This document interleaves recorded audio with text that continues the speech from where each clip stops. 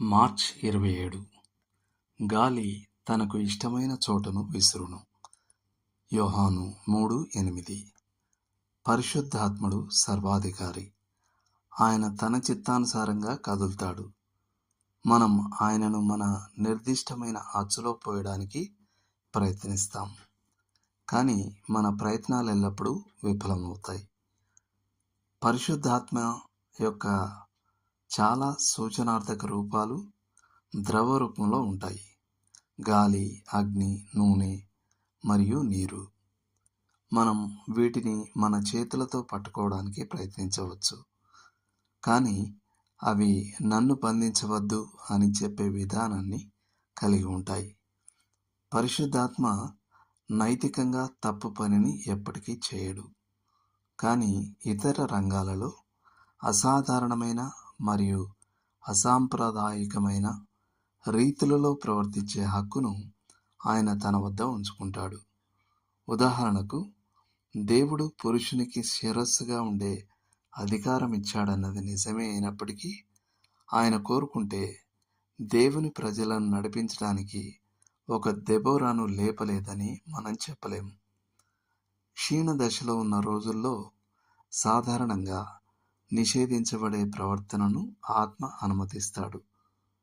ఆ విధంగా దావీదు మరియు అతని మనుషులు కేవలం యాజకుల కొరకు మాత్రమే ప్రత్యేకించబడిన సన్నిధి రొట్టెలను తినుటకు అనుమతించబడ్డారు, మరియు శిష్యులు విశ్రాంతి దినమున వెన్నులు త్రుంచుట న్యాయమైనదిగా ఎంచబడింది.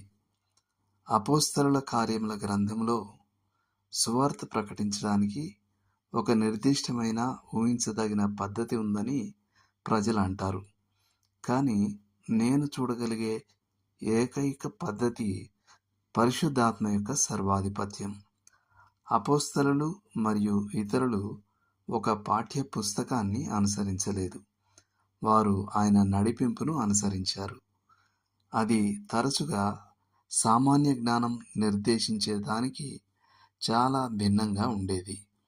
ఉదాహరణకు, సమరయలో విజయవంతమైన ఉజ్జీవాన్ని విడిచిపెట్టి గాజాకు వెళ్లే మార్గంలో ఒంటరిగా ఉన్న ఐథియోపియుడైన నపుంసకునికి సాక్ష్యం ఇవ్వడానికి ఆత్మ ఫిలిప్పును నడిపించడాన్ని మనం చూస్తాం. మన కాలంలో పరిశుద్ధాత్మ ఏం చేయగలడో ఏం చేయలేడో ఆయనకు నిర్దేశాలు ఇవ్వకుండా మనల్ని మనం కాపాడుకోవాలి. ఆయన ఎన్నడూ పాపభరితమైనది ఏదీ చేయడని మనకు తెలుసు, కానీ ఇతర రంగాలలో ఆయన అసాధారణమైన కార్యాలు చేస్తాడని మనం నమ్మవచ్చు. ఆయన కొన్ని నిర్దిష్ట పద్ధతులకు మాత్రమే పరిమితం కాదు. మన సాంప్రదాయ పద్ధతులకు ఆయన కట్టుబడి ఉండడు. ఆచారబద్ధత, కర్మకాండలు మరియు నిర్జీవత్వంను నిరసిస్తూ ఉజ్జీవ శక్తితో కొత్త ఉద్యమాలను లేపే విధానం ఆయనకుంది. అందువల్ల మనం పరిశుద్ధాత్మ యొక్క ఈ సర్వాధిపత్యపు కార్యకలాపానికి సిద్ధంగా ఉండాలి మరియు పక్కన కూర్చొని విమర్శిస్తూ కనిపించకూడదు. దేవుడు మిమ్మల్ని దీవించునుగాక.